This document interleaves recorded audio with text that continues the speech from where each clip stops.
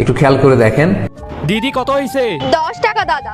আরে বোন, বোনের এই অবস্থা, তাও আবার টোটো চালাচ্ছে। একটা কাজ করি, আমার বোনকে আমার মুখ দেখানো যাবে না, দেখে ফেললে অনেক বড় একটা বিপদ হয়ে যাবে। চালু চালু করে মুখটা ঢেকি। এই নাও। 100 টাকা?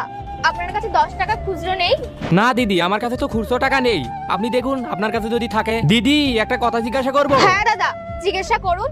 এই হাতে মুখে দাগ, এগুলো দাগ কিভাবে হলো? আসলে দাদা, আমি কাজ করছিলাম, সিঁড়ি থেকে পড়ে গেছি, তাই একটু চোট লেগে গেছে। দেখুন দিদি, আমিও কিন্তু পড়াশোনা করেছি আর জবও করি। এই দাগগুলো দেখে বুঝতে পেরেছি এগুলো কিন্তু সিঁড়ি থেকে পড়ে যাওয়ার দাগ নয়। আমার মনে হচ্ছে নিশ্চয়ই আপনাকে কেউ মেরেছে, আর আমি তো আপনাকে চিনিও না, এই ফার্স্ট টাইম দেখলাম। আর আপনি যদি চান তাহলে কিন্তু আমাকে বড় দাদা হিসেবে বলতে পারেন, তাহলে আপনার মনটাও হালকা হবে। আসলে দাদা, আমার এই দাগগুলো হয়েছে আমার স্বামী আমাকে মেরেছে। কি? আপনার স্বামী আপনাকে মেরেছে? দিদি, আপনি যখন জানেন আপনার স্বামী আপনাকে মারে, তাহলে ওনার সাথে আছেন কেন? কি করব দাদা, আমার কাছে এর থেকে আর কোনো রাস্তা নেই। আসলে আমি ওর সাথে পালিয়ে বিয়ে করেছিলাম, তাই জন্যই আমার এইসব সহ্য করতে হচ্ছে। আমি ওকে অনেক অনেক ভালোবাসতাম, আর এই কথাটা আমি আমার ফ্যামিলিকেও বলেছিলাম।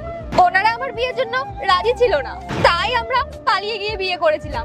ওই যে কথাই বলে না, মা বাবাদের কষ্ট দিয়ে কখনো সুখে থাকা যায় না।